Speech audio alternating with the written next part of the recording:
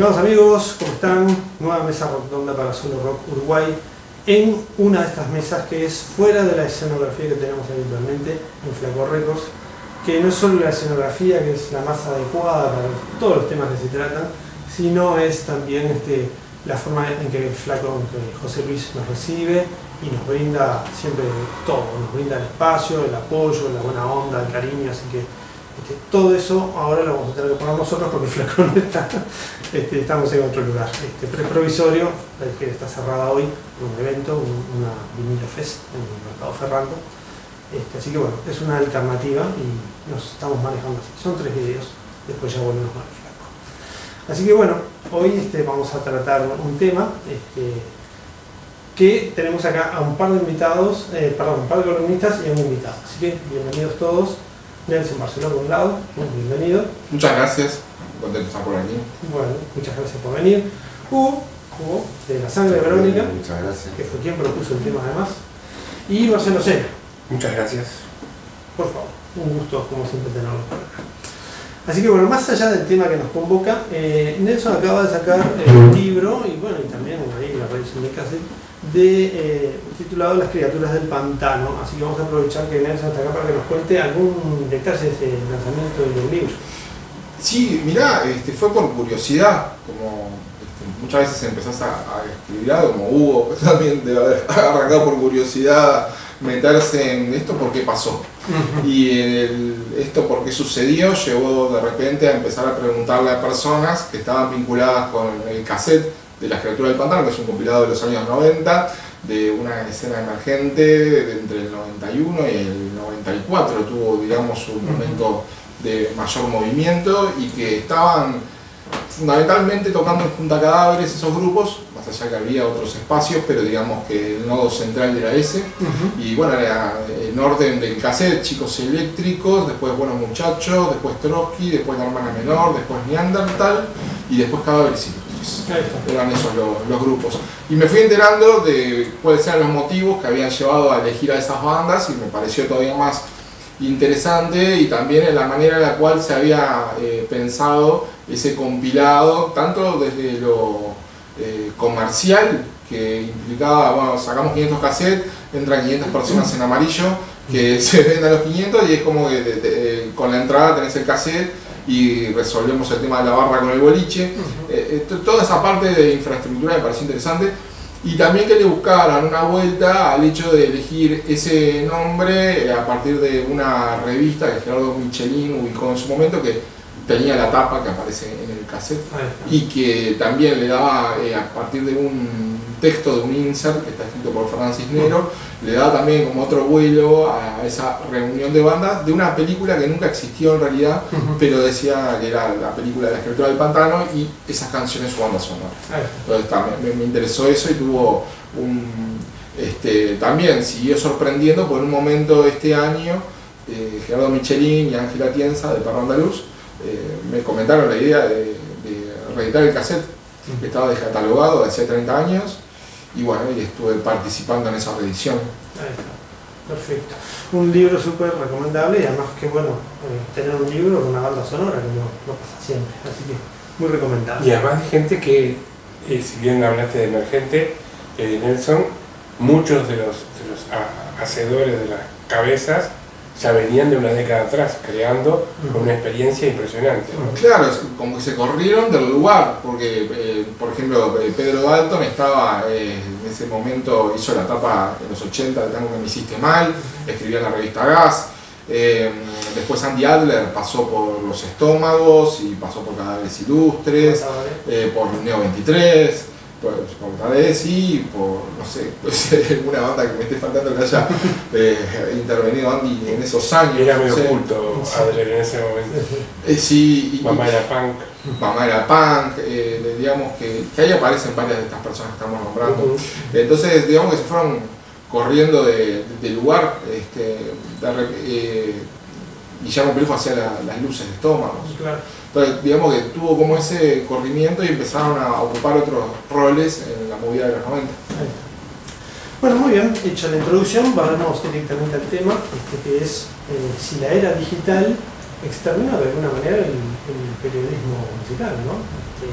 Capaz que Hugo, que vos trajiste el tema, podés empezar a contarnos tu opinión. Bueno, sí. El tema surgió por un poco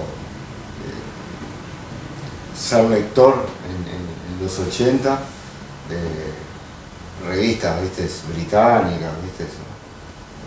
Americanas, como la Melody Maker, Musical Express, la Sound, en ese orden cronológico.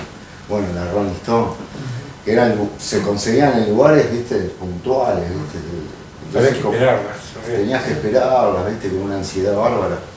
Y como que leías a tus críticos, a tus periodistas musicales de cabecera. Entonces salía un disco y te interesaba la opinión de fulano sobre ese disco. Primero porque lo había escuchado, ¿no? Y tú no. Acá llegó pequeño detalle. Y entonces me parece que es como que es un anacronismo hoy en día, ¿viste? Lo que es el periodismo musical, todo eso no se supo adaptar a la era digital. Y lo que es el artículo de investigación, la crítica, la crónica y la entrevista, que eran más o menos los pilares de ese periodismo musical de antaño, de eso solo se conserva la entrevista. Y para aquellos que añoramos un poco, que crecimos escuchando todo eso, como que sentimos como una pérdida, ¿viste? Importante, ¿no? Y un poco pasaba por ahí. La inquietud mía un poco era esa. Sí, la era digital. Conocer, ¿viste? Otras opiniones, a ver, Claro. que me pudieran aportar, ¿viste? Alguna cosa. La era digital no solo le pasó por arriba al periodismo musical, ¿no? Está pasando por arriba un montón de cosas. ¿Cómo lo ves tú? Sí, yo creo que hay hace, no sé, capaz que 25 años una crisis del papel, una cosa que no se le ha encontrado aún, un modelo de negocio a lo que es un diario, también haciendo muchas veces como un portal. Y lo que se genera muchas veces en cuanto a contenidos vinculados con ya este nuevo rubro que es el influencer, son contenidos que para vos verlo y que mantengas la atención de alguien durante los minutos que sean, requerís hacer determinadas gracias o determinadas piruetas que de repente le hacen perder un poco la precisión o la profundidad, o en pocos minutos y buscándole alguna gracia a esas situaciones, es muy difícil compartirlo. Ahora cuando Hugo comentaba esos medios o referentes, también pensaba que hasta te pasa a nivel fútbol, que era otro tema que estábamos hablando antes de empezar la grabación, que antes era a ver qué dice el Toto, y ahora ¿quién es el Toto ahora? ¿Entendés? ¿A cuál vas? Y buscás a ver qué dice porque sabes que vas a pensar distinto o porque te puede llevar a ser referente o pensar en otra cosa. Entonces se terminó generando como una amplitud muy importante también y no está tan claro quiénes son los referentes en ese sentido. Si los que vienen de antes y tienen determinada formación y los conoces de ese momento y de repente en su forma de comunicar también está implícito un desarrollo más extenso que el del influencer en una cápsula de un reel, 2 minutos o 3 contándote por qué le gusta ese disco, que también no es como una época excluyente de una cosa o la otra, pero sí entiendo que hay una precarización laboral que en el caso de los medios y más en el caso del rock, que salvo muy pocos periodos tuvo, al menos en nuestro país, un eco considerable en los medios. Estábamos haciendo memoria también de la época del Dorado, del Palacio, después si querés la X, y medio que por ahí como radios así, y suplementos de rock tampoco después de la década, después de mitad de los 90, o sea, después creo que rock de primera y algunos intentos después en la República, o quizás me esté faltando alguno, pero no hubo como un referente como, no sé, los miércoles sale el rock de primera, entonces ya sea que te viene la entrevista, o sea, Hugo, o el póster, o, viste, algo que vas en procura de eso. Y me parece que al agrandarse tanto el abanico, muchas veces se pierde como esas referencias y es más difícil a veces, por más que esté todo más a la vista, es más difícil en ese todo más a la vista que se identifiquen determinados referentes. ¿Qué dice el hombre de los medios? No, en realidad tengo ideas encontradas con lo que Hugo y Nelson dicen. Yo creo que todavía gozamos de aquellas personas a las que nosotros podemos admirar en el exterior y acá en Uruguay o en la región. Lo que se han roto son las distancias y las barreras. Todavía podemos disfrutar de esa gente y podemos llegarles a escuchar más prontamente. Y lo que me preocupa, que ahí voy a lo que dice Hugo, es que tienen la misma edad de nosotros. Y vamos creciendo, y salvo Nelson y otra gente como Nelson, que son de generaciones más jóvenes, no hay un recambio tan grande como para poder estar tranquilo de que esto va a seguir igual. ¿Sí? Más allá del romanticismo que todos teníamos de esperar un disco, esperar una nota, esperar una revista, o esperar que salga el programa o el suplemento como vos decías, ¿no? Pero en la medida que no surja tanta gente joven a hacer cosas o que nosotros tengamos que esperar, va a ser complejo dentro de un tiempo determinado.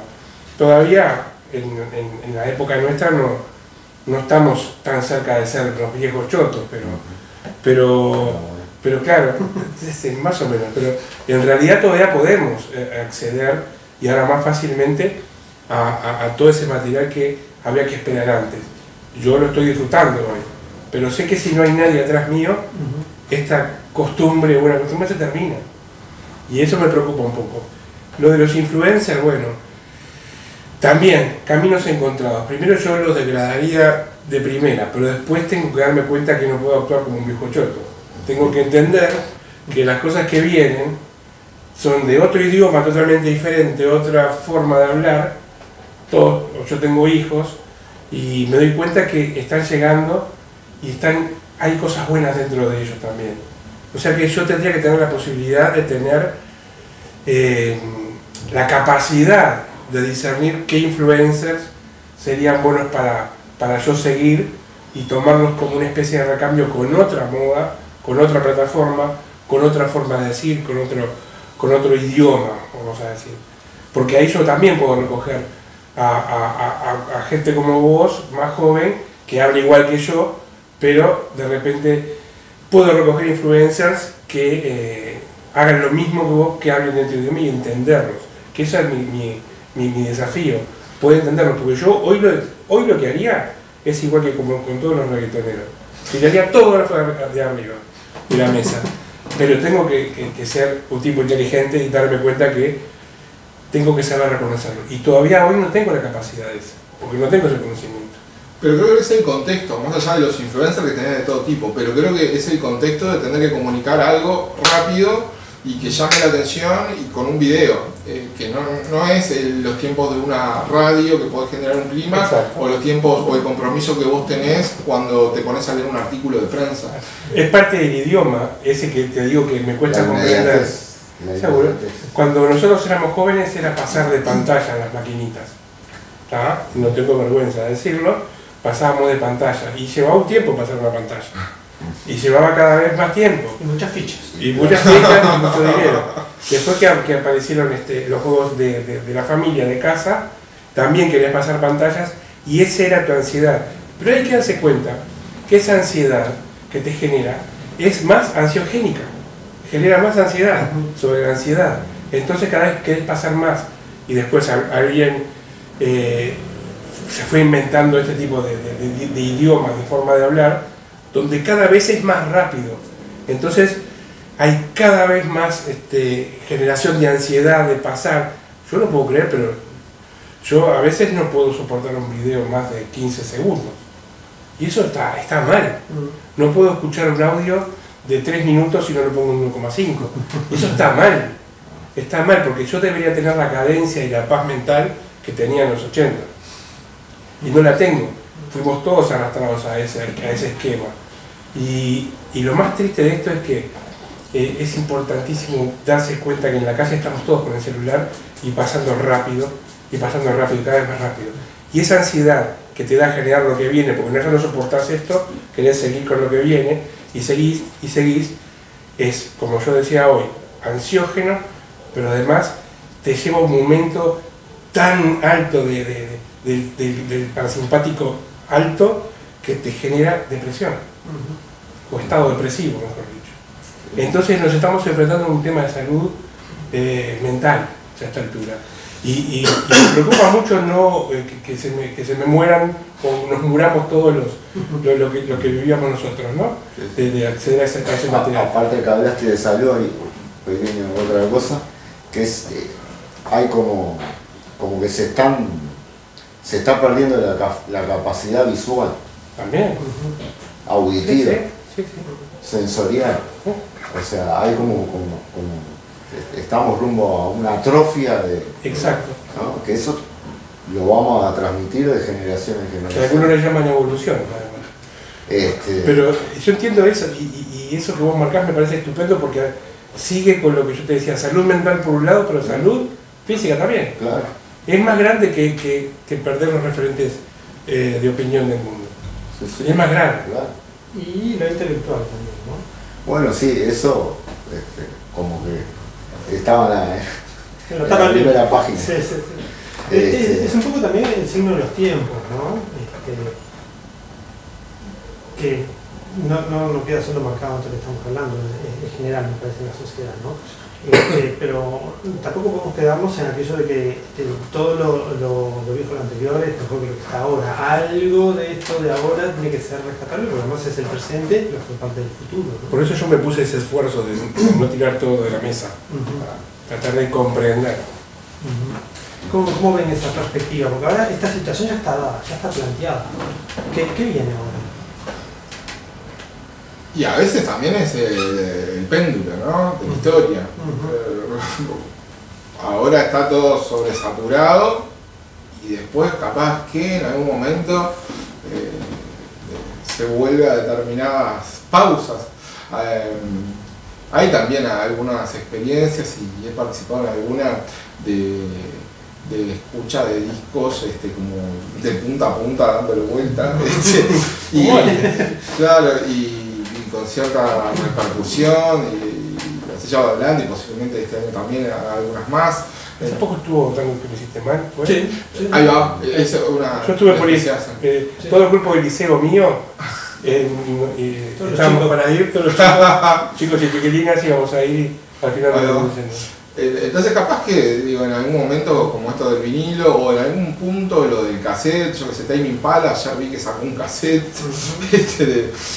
y antes también creo que había en la época del cassette, por los tiempos que implicaba todo eso, había otro tipo de ceremonia y entiendo que puede ser, sí, en algún momento que se baje a alguna velocidad a todo esto que está sucediendo, pero tampoco es gratis y no sé, y creo que se toman demasiadas decisiones por fuera de lo musical, la gente vota a esta velocidad, piensa, la gente hace muchas cosas a esta velocidad que genera mucho más prejuicios, y quizás, ojalá en algún momento se baje un poco este ritmo. Ojalá. ¿Cómo lo ves, Hugo? No, yo creo que nada de esto es azaroso. Nada de esto es azaroso. Creo que está todo bien digitado de hace siglos. Y tiene determinados objetivos, ¿no? Todos conocemos que hay institutos de ingeniería social que son los que se encargan de esto, ¿no? Claro. Como los que llevaron la afinación de 432 a 440, como los que pasan, se termina la era analógica y viene la digital. Ahora con la inteligencia artificial, ¿no? Hay problemas bárbaros, ¿no? Claro. El tema de los derechos de autor, la composición, todo eso. Y como decías tú, yo creo que Nelson decía, como que se abrió el espectro, un abanico enorme, ¿no?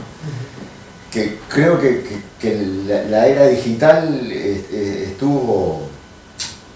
se confundió un poco lo que es la democratización, la sociabilización de los medios, con un control absoluto y total. Lo que está en el fondo es el control de todo eso. ¿Viste? Y ahí es donde yo apunto a los institutos de ingeniería social, ¿no? Tavistock, por ejemplo. Hace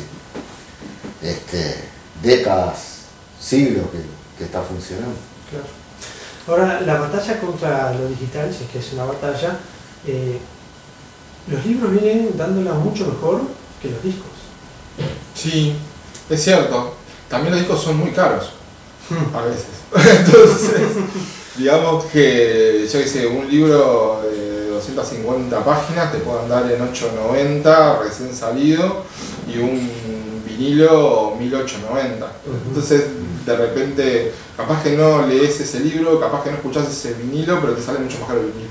Entonces, tienes otra limitante, que para un libro no precisas nada, es tus manos y tus ojos.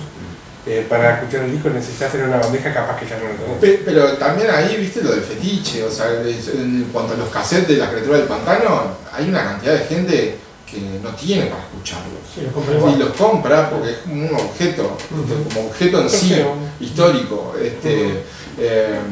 Y cuánta gente compra libros que no lee, o sea, o cuántas veces nos descargamos películas que no llegamos a ver por sí. A mí me pasó en un momento de cuando se abrió todo al principio, empecé a descargar cosas que me gustaban y me acuerdo que alguien me dijo, wow, pero si ahora está ahí y todo disponible, no sé qué, y por algún momento te lo van a sacar, esto es la vida, primero te lo regalan y el segundo te lo venden. Y a los 3 años ya olvídate de Napster y olvídate de Lares y olvídate de todo. Claro, y ahora estás ahí viendo antes que te bajen el link de algo para descargarlo. Pero creo que sí, puede ser que los libros tengan ese componente. A mí al menos me cuesta mucho el ebook, o sea, no he leído nunca. Me cuesta mucho, me cuesta leer de corrido en ese tipo de pantallas. O sea, puedo leer un artículo concreto, viste, una nota, pero no puedo leer un libro en ese sistema. Y creo que sí, los costos son bastante importantes en esta decisión de por qué de repente los libros se mueven a veces mejor que los discos. Y paradójicamente, vos un disco lo escuchás, que es un disco completo, capaz que en 40 minutos, 45, un libro no lo lees en 40 o 45 minutos, o sea, el libro te exige mucho más de tu tiempo y tenés mayormente que leerlo todo, a no ser que sea separado por capítulo, no como un disco que puedes ir saltando las canciones, ¿no? Sin embargo, igual... Pero ahí tienes la costumbre de leerlo en partes. También, en el caso de Hugo, también el hecho de estar fragmentado, el libro, de tener distintas historias dentro de una, puedes arrancar por esta, puedes arrancar por esto otro. Claro. Entonces, eso también está adecuado a esta época donde es un zapping permanente. Otra de las virtudes que yo veo también, que un libro, bueno, lo lees 1 o 2 veces, lo relees de repente en un tiempo. El disco lo escuchás todos los días durante años. Sí. Tendría que tener más rendimiento en ese sentido. Sí. Y ahí también lo que hablaba Hugo de la atrofia y todo eso, se ha acostumbrado ya mucho al sonido de YouTube o al sonido de Spotify, y es una planicie que después cuando escuchás de repente un bajo en un vinilo te das cuenta todo lo que es. Yo quería entender un poco qué pasa con el tema digital, hablando de música estrictamente, música digital y música analógica, o el LP particularmente. Y vi unas declaraciones de Charly García cuando era joven o cuando todavía hablaba más fluidamente, ¿no? Y él decía que la música es roce, siempre es roce, siempre es roce, siempre es roce. Una cuerda con su arco, una cuerda con su púa, la batería, el bajo lo mismo, la membrana del micrófono, es todo roce. Y ahora no hay nada de roce. Incluso lo que se ha perdido es que el roce de la púa con el surco. Y ahora no existe tampoco eso. Entonces se está perdiendo gran parte. Quizá uno tenga que saber muchísimo de música para darse cuenta, pero cada vez somos más los que nos podemos ir dando cuenta. No, pero yo creo que al toque, si ahora en tu pomposo equipo, Ariel, le ponemos un vinilo y ponemos en MP3 algo para reproducir, ese roce del que hablas genera vibraciones. Y las vibraciones te van a distintas partes del cuerpo, lo vas a sentir al toque. No hace falta ningún tipo de instrucción previa. Es una cuestión de frecuencias que hablábamos la otra vuelta, ¿no? Que en el vinilo están todas las que se transforman en estímulo en el oído interno y las que no. Claro. Me son las que interesa percibís El pecho, la barriga. y el rock tenía mucho de eso. el bombo en el pecho. El rock tenía muchas de esas frecuencias que no se transformaban en estímulo en el oído interno. Hay algo que me interesó que dijiste, Hugo, que el tema de la digitalización de toda la información, que o cedimos o no nos dimos cuenta que era todo para un control, una centralización. ¿Ah? Hay muchas cosas que, y acá saco un poquitito de lo digital porque me acuerdo de un periodista que habla más que nada de política internacional, un cordobés, no me acuerdo el nombre ahora, pero el libro hablando de estas, que es totalmente de ahora, ¿no? De estos personajes con mucho poder de todo el mundo, no importa si son de izquierda, de derecha, si son agresivos o no, pero son personajes que no deberían estar ahí. Entonces, ¿qué pasó ahí? Nosotros creamos esas grietas para que esos monstruos aparezcan. Entonces el libro tiene una referencia en el título que es esa, las grietas donde crecen los monstruos que vivimos, que ya lo tienen el poder. Así como tienen el poder en lo digital, las empresas que nos cobran por escuchar lo que siempre fue nuestro de alguna forma, estos monstruos que tenemos hoy en el mundo, nos tienen en el mundo al borde de la guerra siempre, son cosas que nosotros o dejamos o no nos dimos cuenta por estar distraídos por la velocidad de los teléfonos. Que creamos esas grietas y ellos crecen solos. No voy a nombrar a ninguno, pero hay una cantidad. Hay una cantidad. Claro, es el enojo canalizado de una figura que parece que te va a dar la solución y solo está enojado. Igual que vos y no tiene ninguna solución. Claro. Sí. Ahora, haciendo un poco de abogado del diablo, ¿no? Hablamos ya, volviendo otra vez a la crítica musical, de alguna manera, ¿no? La parte de esa. ¿Tiene que haber algún aspecto positivo de esta digitalización de la información, como queramos, ¿no? Sobre lo que estamos acostumbrados y lo que nos gusta? ¿Pueden rescatar algo positivo de la era digital? Y que es más accesible, creo, si tenés una noción previa, es más accesible llegar a información a la que antes solo por una azafata, lo que traía en la revista, el disco o lo que fuera. Creo que eso, viste, es algo positivo. Y que vos podés llegar acá como artista a estar sonando cualquier parte del mundo también. Exacto, esa ida y vuelta me parece, sí, esa amplificación me parece, sí, positiva en ese sentido. Y desde el punto de vista del lector, que no tiene acceso a este tipo de artículos, y que puede estar leyendo en las redes sociales lo que las propias bandas o la gente postea, esa distancia que hay entre una cosa y otra, ¿es insalvable?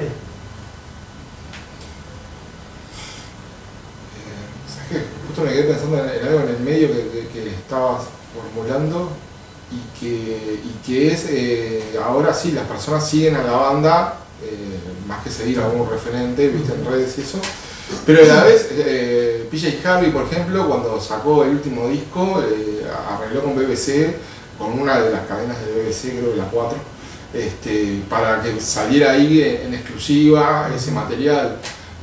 No sé cómo en ese sentido hay un cambio en los hábitos también muy marcado en cuanto a esto de no sé si hay medios, pero ya no me preocupo por buscarlos, voy directamente a que me gusta esto, me gusta esto, me gusta esto, y me entero por los artistas de lo que van haciendo. A la vez ves esos coletazos también de gente que tiene más experiencia, masividad, lo que fuera, que sigue tratando de entablar por las vías de siempre un estreno para darle visibilidad a su música. Es como lo posmoderno, ¿no? Como que convive lo viejo con lo que va a pasar mañana. Es eso. Y no estamos más o menos frente al mismo problema. Si busco información de algo hace, por decir cantidad de décadas atrás, pero bueno, hace 30 años, 40, era difícil conseguir la información. Y hoy también es difícil porque hay demasiada información y a veces tampoco es la correcta. Entonces yo voy a buscar algo a través de inteligencia artificial o lo que sea. Eso lo hablamos en la otra charla. Pero se me hace bastante difícil conseguir la información que quiero en el mar de información digital que hay. Tiene solución, perdón. Y hay huecos también, muy grandes. O vos vas desde la regla del embudo, ¿no?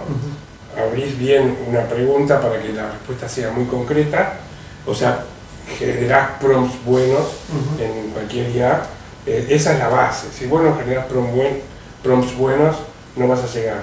Y después la que siempre tuvimos desde que éramos adolescentes, tratar de fijar una fuente confiable, ¿sí? Que no lo es la IA, pero sí te puede llevar a la fuente, o validar una información por lo menos 3 lados diferentes.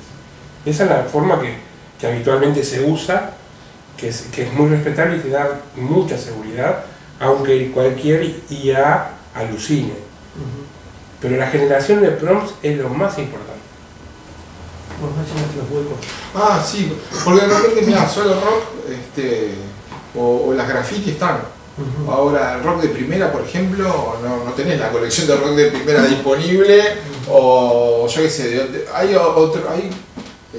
algunos fanzines más que podés llegar a ubicar, de 80s y de 90s. Los de pop. Los de pop tampoco, o sea, tenés muy poco de eso. Y creo que tiene que ver también con la falta de memoria y la falta de preservación de archivos que hay en Uruguay. La falta de memoria general. Yo recuperé la otra vuelta, estaba contando algunos, la República Rock, que escribíamos con Baron Pierre, y me parecía mentira que lo imbuido que estábamos en el tema, lo concentrado y lo aparentemente bien que escribían. Yo no sé si podía escribir eso que había escrito en aquel momento, porque estaba concentradísimo. El foco me hacía hacer eso, ¿no? Pero nos faltan cosas. Yo estaba preguntándole, por favor, mendigando a ver si apareciera la nota con Lucas Proda, que no la perdí, nunca más apareció. Y tenemos luchadores incansables, como Ragus, que ya le hiciste una nota también, que él se pasa buscando, y han aparecido. Han aparecido archivos míos que me los ha mandado y yo eternamente agradecido. Pero sigue faltando. Necesitamos más gente de eso, sí, para que aparezca eso. Ahí la importancia del coleccionista, ¿no? Ahí como que cobra una importancia,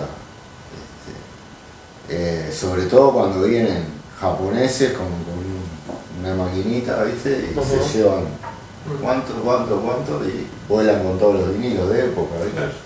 Cosas que no han sido reeditadas y que no están los masters. Sí. Entonces eso es acervo cultural, ¿viste? Sí. Y se está perdiendo a pasos agigantados. En Japón hay muchísimos discos, ¿viste? De vinilo de época, uruguayos y argentinos, que hoy acá ya no están. Y obviamente que no llegás porque ni siquiera ni en Spotify, ni en YouTube, ni nada, ¿viste? Están. Entonces eso se pierde y las nuevas generaciones como que no tienen referencia de está pasando lo mismo en la década del 80. Hoy tenemos menos todavía. Viste que los músicos de la generación graffiti no tenían referencia por una cuestión de... Y además con lo de una dictadura que empobrece las mentes, ¿no? Te hace más... Hoy yo me fijaba países en dictadura, que bien podíamos haber sido nosotros en aquel momento, tienen una cultura media muchísimo más baja. Y lo ves en los medios de comunicación porque están dirigidos hacia el público que tienen. Es impresionante cómo la dictadura, cualquier dictadura atrasa. atrasa las mentes de una forma que, como es tan paulatino y tan continuo, no te das cuenta. Te das cuenta cuando te lo medís. Sí, sí, tal cual. Sí, es todo gradual, ¿no? ¿Viste? Se cocina a fuego lento. El tema de la Habana. Y ahora que vos decías lo de los discos sin conseguir o no vistos tanto, a mí me pasó de no haber visto acá en algunas tiendas de canciones prohibidas de Los Traidores, y estuve este año en uno de los parques, no recuerdo si era Rivadavia o el Parque Centenario, en uno de los dos, y estaba en un puesto y creo que salió, no sé, 500 pesos, una cosa así, que es el disco con los temas que quedaron. Me han dicho lo mismo, alguien que estuvo en Nueva York y lo vio, el mismo. ¿El mismo? Canción prohibida de Los Traidores. Pero yo te hablo de 70, de los 60, rock uruguayo de los 60, ¿viste? Claro. Que es piezas tremendas, ¿viste? Que no, es imposible conseguirlas, ¿viste? Y cada vez se está haciendo más difícil. Sí, tal cual. Por todo esto. Un poco para cerrar la charla, que está súper interesante, pero bueno, hay que irla redondeando en algún momento. ¿Es una batalla perdida esto? Porque, como dijimos, ¿no? Lo digital es un reflejo de lo que está pasando en la sociedad. O sea, ir contra eso significa no solo ir contra eso, sino las causas que generan eso. Estamos ante una batalla perdida. Y es difícil saberlo. Yo creo que otra cosa positiva que tiene lo digital es que podés escribir con una extensión que en los medios es imposible. Que si lo vas a hacer en prensa, ¿viste? O sea, 13.000 caracteres con espacio, capaz que es una doble página y podés meter 26.000 si querés en una página web. Que creo que esa es otra situación. El tema es que no se resuelve aún, y no solo en Uruguay, cómo hacer financiable eso, cómo generar plata para sostener ese tipo de emprendimientos. Y de repente pasa eso ahí, pasa también en radios que capaz que son 5 personas las que trabajan, ¿viste? Y escuchás los créditos y los créditos es el mismo que es el locutor, hace las redes. Entonces, es como una locura, es como muy poca estructura y muy poca plata como para pensar que se puede resolver a corto plazo. Y el mecanismo de suscripción, cuando las personas pueden estar más acostumbradas a recibir las cosas gratis, y es difícil también, o al menos no pagar por algo en la web, y sí, capaz te lo pago en un kiosco si viene en un formato físico o en una librería. Entonces son esas cosas que creo que puede ser parte del movimiento pendular de la historia, que en algún momento se vuelva para esa situación, esa coyuntura, donde también se pueda generar plata en medios electrónicos. Mientras tanto es muy complejo pensar otro pantallazo. Es una visión optimista, por lo menos. Sí. Creo que el optimismo puede tener más que ver como esto, ¿viste? Que pasó con los vinilos y ahora puede empezar a pasar con el CD o con el cassette o con lo que fuera, que es algo cíclico de bueno, ahora ya vendimos todos los vinilos, ¿qué vamos a darles? Cassettes. Te vamos a vender cassettes. Y así entonces en esa kermés del negocio terminar, se reeditó tal cosa que a mí me gustaba y antes no tenía posibilidad de escucharla. Como las criaturas del fantasma. Exacto, sí. En esa ruleta de cómo comercializar lo mismo que ya te comercializaron en otro formato. Claro, sí, tal cual. ¿Batalla perdida, ganada? ¿Batalla? Mira, si yo fuera de punta contra lo digital, la batalla estaría perdida. Creo que en tanto y en cuanto yo me adapte y saque lo mejor de eso y conserve lo mejor de lo analógico, eso es una batalla que voy a ganar. Bien. ¿Hugo? Y yo me quedo con los libros que están saliendo ahora, ¿viste? De todos estos fenómenos que leíamos antes, ¿viste? Se han adaptado, ¿viste? Y han podido llegar hay muchas reseñas de esas de los 80 que te venden un libro con un montón de notas y publicaciones que ellos escribían para los determinados medios de los 80. Después está el tema de la colección esa de discos, ¿viste? El libro sobre discos.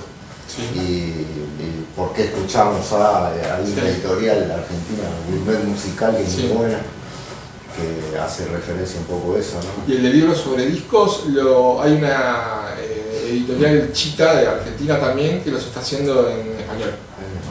Pero tal, los va eligiendo y son lentamente, ¿viste? Lleva muchísimo a Y traducir. después los músicos que escriben ¿Ahí va? las Sí, sí. autobiografías, Ahí ¿viste? está. Sí. Por ejemplo, los Jesus, ¿viste? Los hermanos Ujú. Sí. Jim y William, ¿viste? Que Sí. están buenísimos, como una autobiografía a 2 voces, Claro. con un moderador, y hay un montón de músicos que se están animando O sea, a escribir como anecdotarios, y eso me parece que está muy bueno. Y me quedo con un poco eso, ¿no? Bien, y aprovechamos también para recomendar a ustedes los 2 libros, el de Hugo, que salió hace unos meses atrás, Nacidos para Molestar, que ha tenido múltiples presentaciones y ha sido aclamado.